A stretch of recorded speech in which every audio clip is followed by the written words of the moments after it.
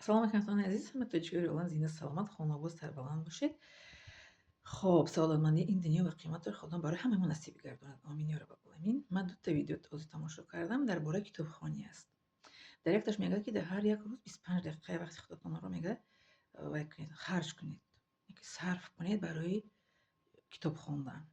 5 دقیقه حیات انسان برای کتاب خوندن میدونید چه انسان با قله‌های بلند برده میرسونه. همین کتابخوانی من دم کودکی هم بود، کتابخوانی که هر روزی هم است که همین قدر انسان ها مرا سنگ میزنن پس میزنن، من شکسته نمیشم، چی میگن دلخون نمیشم گفتی افغانا، و راه افتاده نمیشم انشاءالله. و از همه کتابی بالو برای ما قرآن است. کسی قرآن خوانده تونه هر روز اگر که کمش یک صفحه بو میونه 5 صفحه بو بسیار 10 صفحه خواند، این روح انسان شاد میشود و روح انسان بریده میشود و همون روز انسان خودش رو خوشبختانه انسان می‌حسابد. وقتی قرآن تلاوت میکنید، قرآن گوش میکنید یا که با ذکر خداوند از خواب بیدار میشید، نماز در وقتش میخوانید و با امیدی خداوند از خواب میخیزیم، زندگی رو مثل که آغاز میکنیم.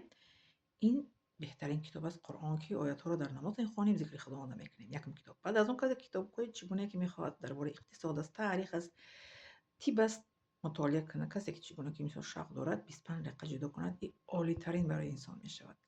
در ویدیوی دیگر میگه که کتابخانه برای خود را نشان دادن نیست، برای رهایی و دانش است. رهایی یافتن چگونه؟ مثال من در کتاب صدرین عینی خوانده بودم که جلادان بخارا چقدر صدرین عینی شاعر و نویسنده تاجیک رو چقدر ستم داده بودن، چقدر مثال میزدن. معلومات پیدا کردم که جلادو بودستیان. در اسلام جلادی نیست که کسی که جلادی که به سر من که حمله کرده نشید، من علاقه خودم رو حمایت کرده میتونم که جلادی در اسلام نیست، زدن یا کسی رنجونیدن. و این چونی آدم کتابخوان کسی که معلومات میگیره برای خودنمایی. من برای خودنمایی خود نفسم که من کتاب میخوندم چی برای رهایی، برای دانش یافتن. میگه که عالم بزرگوار که دانش طلب و بزرگی آموز تا به شود روزت از روز. انیس کنچ تنهایی کتاب است، فروغ سپیدانه کتاب است. بعد میگه که دانش اندر دل چراغی روشن است و تا بعد بر تن تو جوشن است. یعنی چراغ برای روشنایی میدهد علم انسان. ببینید که اینقدر انسان ها ما را سنگ میزنن در این سرچین یا همین چیز میگن یوتیوب. ما یکم گپی پس بلند نمیگویم برای که یکمش دین اسلام ما اجازه نمیدهد. دیمش که تربیه که به ما دادگیان مادرم میگفتن که قاینی که نداری بدی نکن. با کسی ما بدی کرده نه کردم و نمیکنم و نخواهم کرد انشاءالله. با کسی گپی پس بلند نگفتم و نمیگویم و نخواهم گفت انشاءالله. بله. بعد در بابت قرآن آمدگی در چیز آمدگی که در زر دینی میگه که مشکل کشایم قرآن، هست راهنمایم قرآن، حاجت براری من اوست، رحمت نثاری من اوست. من خواهم از خداوند قرآن دهد مرا پندی غیر قرآنی بر من آرد نادانی. فهمیدین معنای میسر شعره؟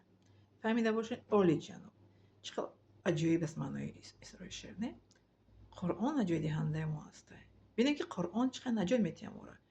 با نام خداوند از خواب میخیزیم، با نام خداوند نماز بامداد میخوانیم، پای به طهارت از خانه میبریم و برای کار دعاخانه میبریم، دعاخانه میبیم.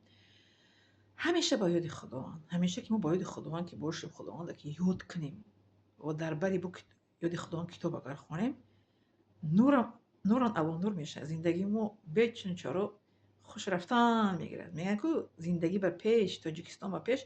تاجیکستان به پیش هم پیش نمیرد که میخوانیم، معلومات میگیریم، تاجیکستان رو پیش میبریم. خاصه قرآن میخوانه، دینش رو مثلا ایمونش رو خود میکنه، ذکر میکنه. با مثلا که سوهای اقتصاد، سوهای تجارت، سوهای مدیسین، تیپ ده، سوهای تاریخ ده، مثلا فلسفه ده، در کدام سوهای زبان ها، در کدام سوهایی که انسان باشد در آن سوهای خودش رو کتاب خوانده باشه، مثلا که زندگیش پیش میبره، با قولهای بلند سیقل میده.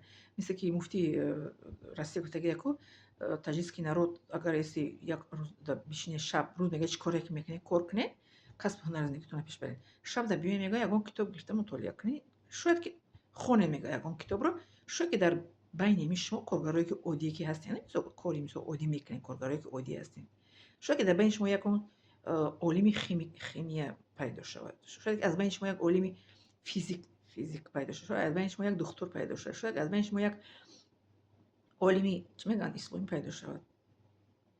мегӯяд ки ба ҳар кори ҳиммат баста гардад, агар хоре буд гулдаста гардад. инсон ҳаракат мекунад, ба пеш, ба ҳаракат, ба пеш ҳамин хел ба гап гуфтан не. Мегӯянд ки бо ҳалво гуфтан даҳон ширин намешавад. ҳалворо меёрӣ, орда меёрӣ, равғане меёрӣ, шакаре меёрӣ, мепазӣ, баъд ҳалво мепазӣ, мехӯрӣ. Анам китобам ҳамон хеле ҳамон илмам. Мехонӣ, илма маърифатам мегирӣ, ё ки мисол як ҷо мери забон меомӯзӣ, мисол ҳамхастай, ё ки як ҷо мери машқ мекунӣ, мусобиқаҳои оламида иштирок мекунӣ, баъд Тоҷикистон ба пеш мегӣ, байрақи Тоҷикистонро мебардорӣ. Ба калаи холи қатъӣ ҳеҷ киҷо одам пеш гуфта наметавонад. Бале, ҳамеша ба пеш бояд бошем, ҳамеша ҳаракат кунем. Ақаллан дар як рӯз 25 дақиқа ҷудо кунем барои китоб хондан. Ҷавонони азиз, китоб барои худнамоӣ не, барои раҳо ёфтан ва дониш омӯхтан ва сиёҳу аз сафед фарқ кардан. Бале, миннатдорам аз шумо. Лайк мондан, подписаться ва поделиться фаромӯш накунед. Хоб?